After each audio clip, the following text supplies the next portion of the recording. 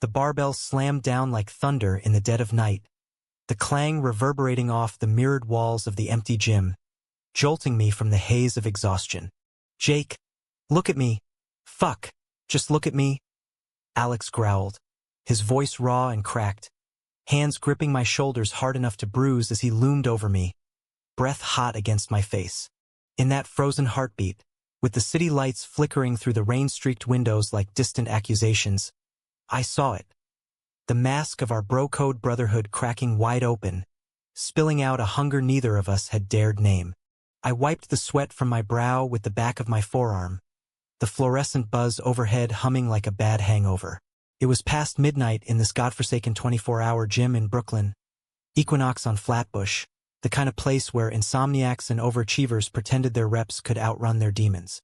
I dragged Alex here after one too many beers at McSorley's, our usual post-shift ritual. We were both line cooks at that hole-in-the-wall Italian joint in Williamsburg, the kind where the sauce stains your skin for days and the tips barely cover the rent. 28 years old, scraping by in the city that chews you up and spits you out flavored like regret. Alex had always been the golden boy, the straight-arrow jock from some suburb in Jersey, with that easy grin and shoulders broad enough to carry the world. We'd met freshman year at NYU, bonding over late-night ramen and rants about pretentious film profs. He was the one who pulled me out of my shell, convinced me to hit the weights instead of chain-smoking on fire escapes. "Bro, life's too short for skinny arms," he'd say, slapping my back with that laugh that made everything feel possible. Straight as an arrow, yeah. Girls falling over him at parties, that string of flings he never quite committed to. Me? I'd buried my own questions deep, under layers of denial and dive bars. Labeled myself straight curious, in my head, but never voiced it. Not to him, not to anyone. Tonight felt different, though. The bar was a ghost town. Just us and the janitor mopping up some forgotten spill in the corner. Rain lashed the windows, turning the Manhattan skyline into a watery blur. We'd been spotting each other on bench presses, trading jabs about the head chef's latest meltdown. "That tiramisu? Tasted like ass," Alex snorted, loading another plate. I laughed, but my eyes kept drifting to the way his tank top clung to his chest, veins popping on his forearms as he gripped the bar. Guilty flickers, the kind I'd drown with whiskey later. Then it happened. My last set, pushing 225 like a fool, arms burning, vision spotting. The bar wobbled, and instead of steadying it, Alex's hands shot out. Not to the weight, but to me. He yanked me up, barbell crashing forgotten, and before I could blink, his mouth was on mine. Hard, desperate, tasting of salt and Gatorade and something feral I'd only dreamed about in the dark. My brain short-circuited. Push him away? Pull him closer? The world narrowed to his stubble, scraping my jaw, his fingers digging into my biceps like anchors. He broke it first, stepping back so fast he nearly tripped over the dumbbells. "Shit, Jake, I'm sorry. That was..." His face crumpled, that unbreakable Alex facade splintering into panic. Blue eyes wide, chest heaving, he looked like a kid caught stealing from the cookie jar. Not the guy who'd bench 300 like it was nothing. "Sorry," I echoed, voice hoarse, tasting him still on my lips. My heart jackhammered, a mix of terror and thrill twisting in my gut. "Alex, what the hell was that?" He raked a hand through his damp hair, pacing like a caged animal. "I don't know, man. It's been building. The way you look at me sometimes. Or maybe I'm projecting. Sarah, my ex, she said I was too in touch with my feminine side or whatever bullshit. But this? It's not. I mean, I'm not gay. You're not either, right?" The word hung there, heavy as the rain outside. I swallowed, throat dry. I don't know what I am anymore. Honesty slipped out, raw and unfiltered. We'd never talked like this. Peeled back the bullshit. Always bros, always safe. He stopped pacing, eyes searching mine. Then, what if we just forget it? Chalk it up to low blood sugar or some crap. But as we packed our bags in silence, the air thick with unspoken what-ifs, I knew forgetting wasn't an option. The drive back to my cramped Bushwick apartment was a blur of yellow cabs and neon signs, Alex white-knuckling the wheel of his beat-up Civic. He dropped me off with a mumbled, "Text me tomorrow." But his gaze lingered too long, promising storms we weren't ready for. The next morning, sunlight sliced through my blinds like Judgment Day. I woke tangled in sheets, replaying the kiss on loop. His lips firm, hesitant, then all in. My phone buzzed. A text from Alex. "Gym again tonight? Need to clear my head." Simple words, but they ignited something reckless in me. Yeah, I typed back. "Let's do it." Work dragged that day, flames leaping from the grill as I zoned out, nicking my thumb on a knife. The head chef, Marco, barked at me to focus, but my mind was elsewhere, on Alex's confession, the way his vulnerability cracked me open too. By evening, I was back at Equinox, nerves jangling like loose change. He was already there, pounding the heavy bag, gloves thudding rhythmically. Sweat flew with each punch, his focus laser-sharp, but when he saw me, that grin faltered. "Jake." Just my name, but it carried weight. We fell into routine, pull-ups, deadlifts, bodies sinking without words. But the tension hummed electric. Halfway through, he tapped out, grabbing waters from the cooler. "About last night." "Don't." Cut him off, not ready. "Not here." He nodded, but his eyes said otherwise. We finished strong, spotting each other with careful distance, like live wires afraid to touch. In the locker room, steam from the showers curling like smoke signals, he stripped down first, back turned, but I caught the glance over his shoulder. Intentional? Accidental? My pulse spiked, towel clutched tight. That night, we ended up at my place, crashing on the couch with pizzas and a six-pack. The TV droned some Knicks game, but neither of us watched. Beers loosened tongues, and soon we were spilling. His doubts about his last breakup, how Sarah called him emotionally unavailable, but really meant too soft. My turn. The family back in Ohio who still sent Bible verses about choosing the right path. The hookups I'd faked enthusiasm for just to fit in. "You're braver than me," he said quietly, elbow brushing mine. "Admitting it." "Am I?" I laughed, bitter. "Feels like cowardice most days." His hand found my knee, tentative. "What if we tried? Just us. No labels. See what happens." The room spun. Try? With him? The straight friend who'd high-fived me through every straight-laced milestone? But his touch burned steady, and when I leaned in, he met me halfway. Slower this time, exploratory. Lips parting, breaths mingling. No crash, no regret. Just us unraveling. We didn't go further, not yet. Boundaries blurred, but we held the line, talking till dawn about fears and futures. For the first time, New York felt less like a grindstone and more like a canvas. Alex stayed over, crashing on the futon, but I lay awake, staring at the ceiling cracks, wondering if this was salvation or self-sabotage. Weeks blurred into a secret rhythm. Gym sessions turned ritual. His hand lingering on my lower back during squats. My fingers tracing his abs post-workout under the guise of spotting form. Nights at my apartment. Bodies close but chaste. Conversations delving deeper. He opened up about his dad's expectations. The retired cop who wanted grandkids. Not some artsy chef's son. I shared my own ghosts. The college party where I'd bolted from a guy's advance. Terrified of the mirror it held up. It was romantic in that gritty, American way. Stolen glances over simmering pots at work. Mixtapes of Springsteen, and the National slipped into his locker. He called me partner once, half joking, and it stuck like honey. But cracks showed. His phone buzzed more with calls from old flames, and he'd silence it quick, guilt shadowing his eyes. "Just friends," he'd say. I believed him, or wanted to. One rainy Tuesday, everything shifted. We were mid-set, me on the leg press, when his phone lit up on the bench. "Mom." He answered, voice shifting to that polished Jersey boy tone. "Yeah, Ma, doing great.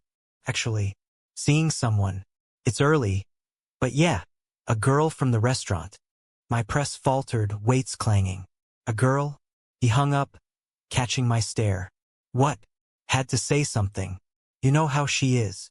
The lie landed like a sucker punch. "So I'm your dirty secret?" "No, Jake, it's complicated." Family, work. Complicated. I spat, storming to the lockers. He followed, pleading, but I slammed the door on him. That night, alone with a bottle of cheap bourbon, betrayal festered. Was this all a phase for him? A curiosity to check off before settling into straight suburbia? Days passed in radio silence. Work was hell. Avoiding his station, burning sauces, Marco riding my ass. Then a text. Please. Coffee? Need to explain. Against better judgment, I met him at that dingy spot on Bedford, steam rising from mugs like peace offerings. I'm scared, he admitted, voice low, of losing you, of what this means. But I'm in, Jake. All the way. We kissed there in the corner booth, world be damned. Felt like absolution. But deep down I sensed the storm brewing, the kind that drowns even the strongest loves. Fall crept into Brooklyn like an uninvited guest. Leaves crunching underfoot on our jogs through Prospect Park. The air crisp with the promise of change. Alex and I had patched the rift, tentative at first, then fierce, like we'd been starving and only now tasted real food. Gym dates evolved into something sacred. Pre-dawn sessions when the city slept, his laughter echoing as we raced on ellipticals. Bets settled with forehead kisses in the steam room. No more hiding, or so I thought. He started opening up more, layers peeling like onions in the kitchen. Turns out he'd questioned things young. Wrestling team showers where glances lingered too long. A crush on his best friend in high school that he'd buried under football pads and first beers. Thought it was normal bro stuff, he said one night. Head on my chest as we lay on my threadbare couch. Takeout containers scattered like confetti. Till you make it feel, right? My heart swelled, that humanistic ache of being seen. I'd spent years curating a life for others. The reliable Jake for family Zooms. The chill dude for bar buddies. With him, I was just me, flawed, hungry, alive. We cooked together after shifts, elbows bumping over carbonara, his hand sneaking to my waist when the stove flared. Romantic in the mundane. Notes in lunch bags. Don't burn the risotto. Hot stuff. Slow dances to Coltrane in my tiny kitchen. Bodies swaying under the single bulb. But New York doesn't let good things breathe easy. Conflict simmered in the shadows. At work, whispers started. Co-workers catching our too long stares. The way he'd brush flour from my cheek with a thumb that lingered. Marco pulled me aside one shift. You two got something going? Keep it pro, yeah? Drama kills the vibe. I nodded, but paranoia crept in. What if it leaked to Alex's family? His mom, the devout Catholic who'd already nagged about grandkids? Worse was his hesitation in public. We'd hit bars in the village, but he'd pull back if hands got too friendly. Not ready for the whole scene, he'd mutter. I got it intellectually. Coming out's a marathon, not a sprint. But emotionally, it stung like loving with one arm tied. The real fracture hit mid-November, a Friday night that started golden. We'd scored tickets to a Knicks game at MSG, his treat, bro night cover for the real thrill. Beers flowed, crowd roaring as Brunson drained threes, our knees knocking under seats.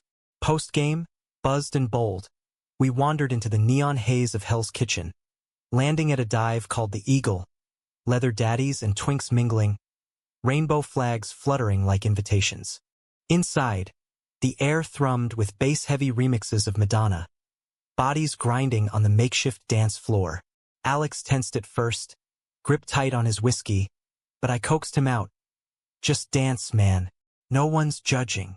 We moved together, awkward at first, then fluid. His hips against mine, hands roaming backs, laughter bubbling as we spun. For a moment it was pure. Us against the world, blurred lines sharpening into clarity. Then betrayal slithered in. A guy, tall, tattooed, with that cocky Chelsea smirk, sidled up, eyes on Alex. Buy you a drink, handsome? Alex flushed, glancing at me, but instead of shutting it down, he played along. Laugh too loud, shoulder bump that lingered. I watched from the bar, gut twisting. Was this testing waters? Or worse, regret? I bailed early, hailing a cab in the chill, rain starting again like fate's cruel joke. He caught up blocks away, jogging, breathless. Jake, wait. That was nothing. Guy was pushy. I was polite. Polite. I whirled, voice sharp. You let him paw you. While I'm standing there like an idiot. His face fell, rain streaking like tears. I'm sorry. This visibility, freaks me out. We fought in the downpour, words slicing. My accusations of using me as a safe experiment. His defenses crumbling into sobs. I love you, okay? But what if I fuck it up? What if I'm not enough? Love. First time spoken aloud. It disarmed me, pulling him into a drenched embrace under a flickering street lamp. You're enough? I whispered, kissing salt from his lashes. We stumbled home, shedding wet clothes, curling into each other. Not crossing lines, but holding tight, vulnerabilities bared. The aftermath was a honeymoon haze. He came out to his sister over FaceTime, tearful but met with hugs. About time, dummy, she said. Emboldened, we posted a blurry gym selfie on Insta. Caption. Sweat equity. Likes poured in, mixed with rainbows and side eyes. My folks? Radio silence after I dropped the bomb in a late-night call. Seeing someone special. A guy. Dad grunted. Mom prayed over the line. Hurt, but freeing. Christmas loomed. A pressure cooker. Alex invited me to Jersey. Meet the fam low-key. I panicked, visions of turkey and tension. But he planned it sweet. A drive with hot cocoa, his hand in mine over the console. The house was Brady Bunch perfect. Wreaths, lights twinkling. His mom hugged me stiff. Dad clapped my back too hard. Dinner was polite probes. So, Jake, what do? I rambled about the restaurant, feeling exposed. Then the bomb. Over pie, his dad boomed. Alex tells me you're like a brother. Good to have solid friends in this crazy world. Brother. Alex's eyes met mine, apologetic, but the word gutted me. Later, in his old room, posters of Springsteen faded, twin bed creaking, we whispered furious. You told them that? Had to ease them in. It's progress.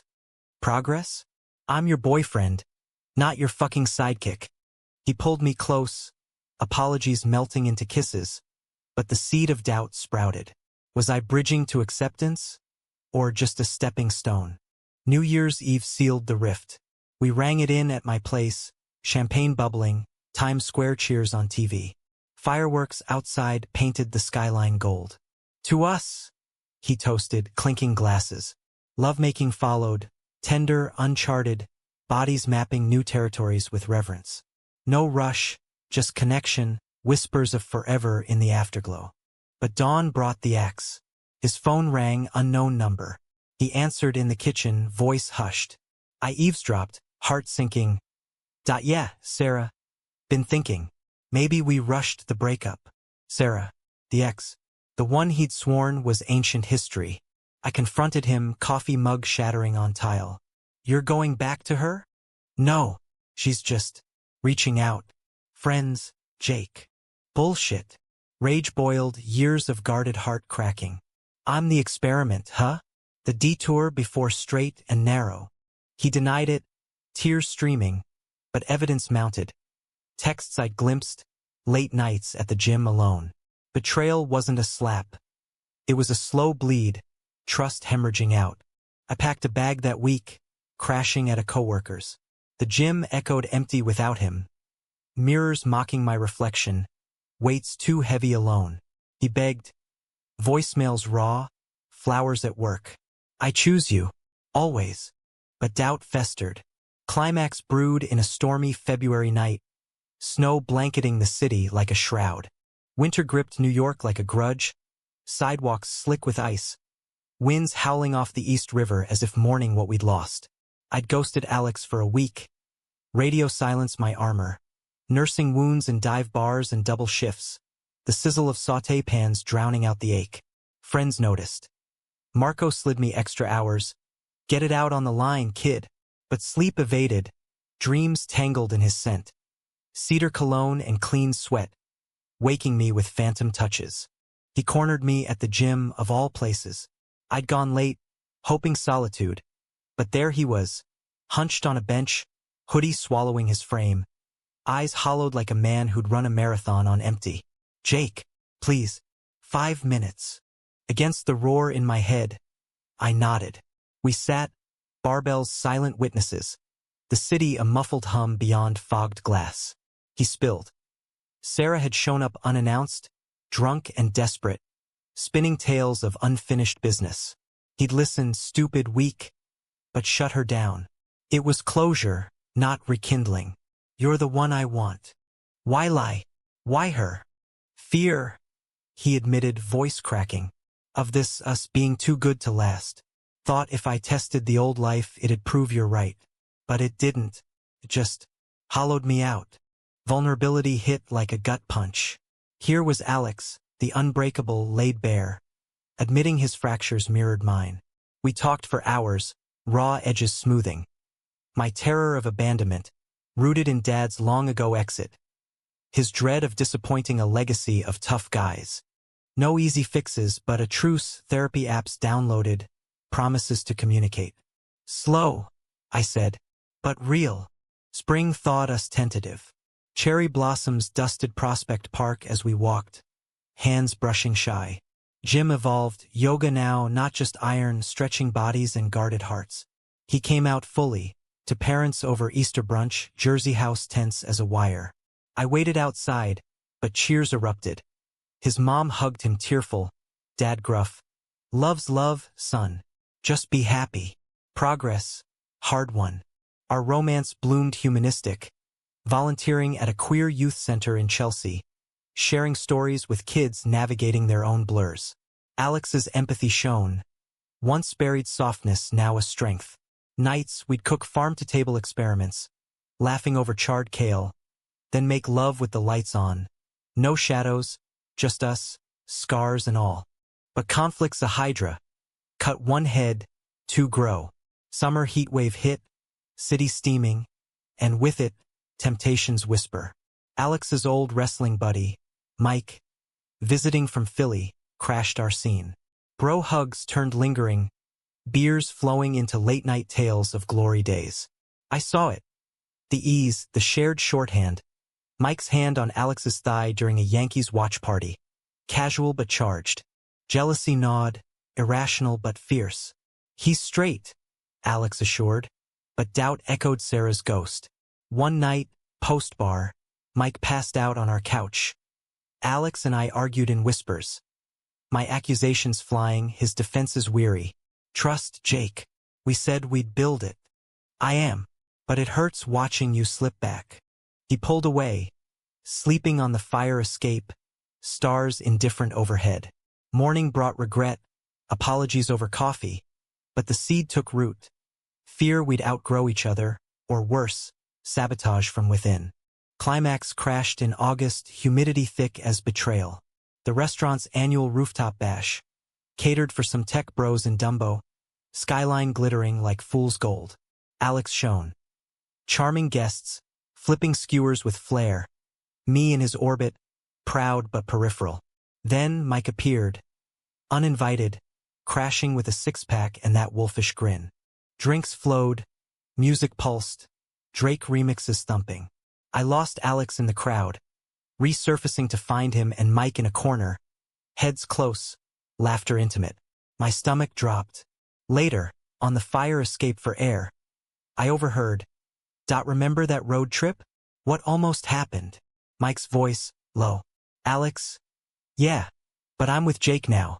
It's different. Different. Not over. Enough to ignite the fuse. I confronted him at dawn. Our apartment a battlefield of scattered clothes and unspoken grief. Mike? Seriously? After everything? It was nothing. Ancient history. A drunken fumble we laughed off. Lied again. Voice broke. You choose the easy path every time. I'm tired, Alex. Tired of being the risk.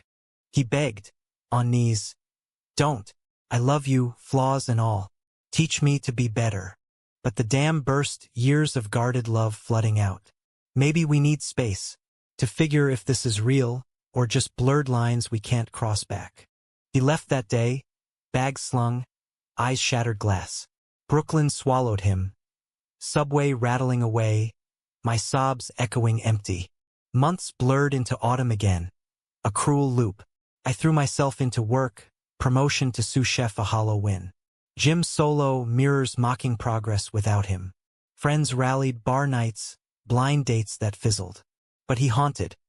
A cologne whiff on the L train, his laugh in a crowd. Betrayal's sting faded to ache. Then wisdom. Therapy unpacked it. Not just him, but me.